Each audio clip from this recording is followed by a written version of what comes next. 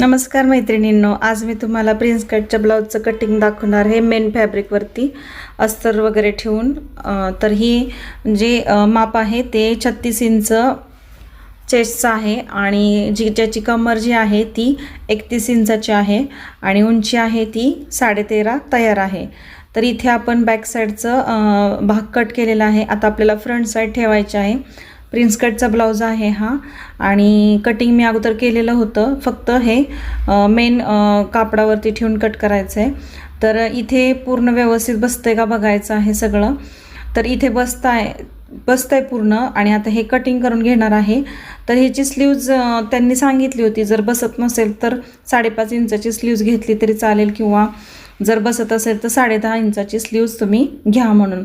तर त्यासाठी मी पहिल्यांदा काय केलेलं आहे, फ्रंट साईड बॅक साईड हे कट करून घेतलेलं आहे आणि स्लीव्ज मी कट केलेले नाहीत, कारण मी पहिल्यांदा कापड बघणार किती शिल्लक राहतंय आणि मगच मी स्लीव्ज कट करणार आहे। तर आता हे आपले फ्रंट साईड आणि बॅक साईड कट झालेलं आहे। तर आता कापड शिल्लक राहतंय आणि मी अस्तरसुद्धा आणतानाच 90 सेंटीमीटरचं घेऊन आले होते।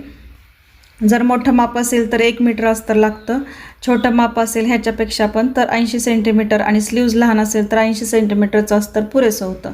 तर इथे स्लीव्ज मोठी असल्यामुळं मला असं वाटलं की बसेल म्हणून मी अगोदरच कापड थोडं जास्त घेऊन आले होते। तर हे अस्तर जे आहे ते आपल्याला थोडंसं पुढं सरकून घ्यायचं आहे, कारण या अस्तरला आपल्याला जोड येणार आहे स्लीव्जला। तर 9 इंचाची मी बाहीची घडी टाकलेली आहे आणि उंची इथं मी 11 इंच टाकलेली आहे, म्हणजे 10.5 प्लस अर्धा 11 घेतलेला आहे। इथे मी 3 वर खाली खून करत आहे आणि दंडघेर हा 5चा आहे, तर मी 7.5 वरती इथं मार्किंग करत आहे। तर सॉरी 6चा आहे दंडघेर, तर 1.5 इंच मी एक्स्ट्रा घेतलेला आहे आणि इथं जे आहे ते शेप देऊन घेतलेला आहे आणि मी हे बाहीचं कटिंग करत आहे। तर बाही कटिंग आता झालेली आहे। तर आपल्याला इथं जे जोड द्यायला कापड घ्यायचं आहे ते कसं घ्यायचं आहे ते पहा। आता खूप ब्लाऊजला खूप जोड येत असतात, म्हणजे आता नेहमीच हे जोडच येत असतात रेग्युलरला, तर अगदीच लहान माप असेल तरच जोड येत नाही।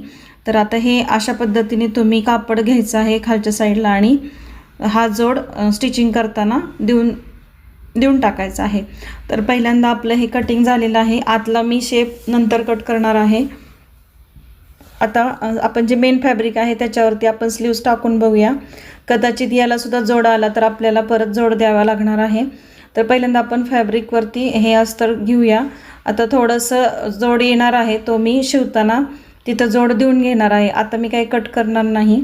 तर हा कसा व्हिडिओ तुम्हाला वाटला ते मला नक्की कमेंटद्वारे सांगा। Thank you very much.